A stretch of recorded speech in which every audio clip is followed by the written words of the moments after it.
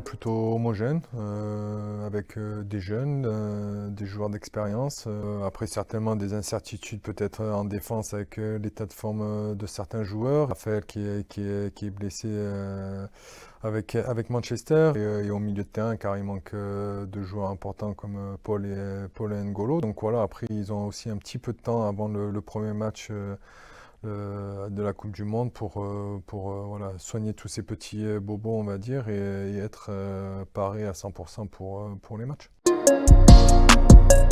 Il y a des joueurs qui ont de l'expérience internationale, il y a des jeunes qui sont là aussi avec beaucoup de qualité, qui jouent dans des gros clubs comme Liverpool, Bayern ou Arsenal, avec des qualités différentes, mais voilà, ils sont là pour amener aussi leur fraîcheur, leur détermination, parce que je pense qu'à cet âge-là, de jouer dans des grands clubs, c'est qu'ils ont cette détermination à vouloir gagner les matchs, gagner leurs duels et d'être les meilleurs.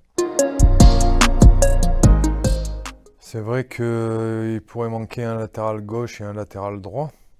Après, ça sera au coach de voir comment il veut jouer, mais il pourra jouer avec quatre défenseurs, il pourra jouer avec trois défenseurs, donc il a quand même une panoplie assez large pour pouvoir évoluer avec sa défense, donc c'est plutôt bon. Après, il y a des joueurs qui sont capables aussi de jouer dans l'axe et sur le côté, donc il y a de quoi faire.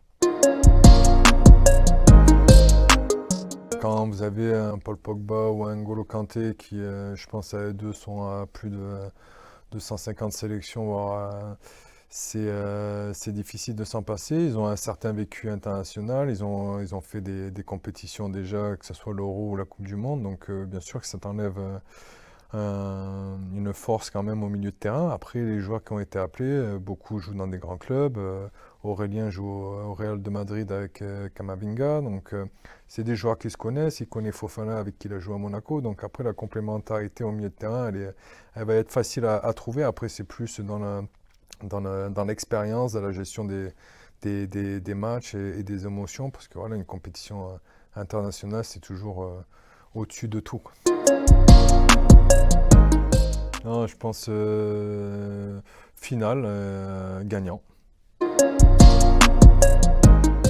Peut-être les Pays-Bas. C'est toujours été un pays qui aime jouer au ballon. Je sais pas, ouais, les Pays-Bas, je sais pas pourquoi, ils peuvent faire quelque chose.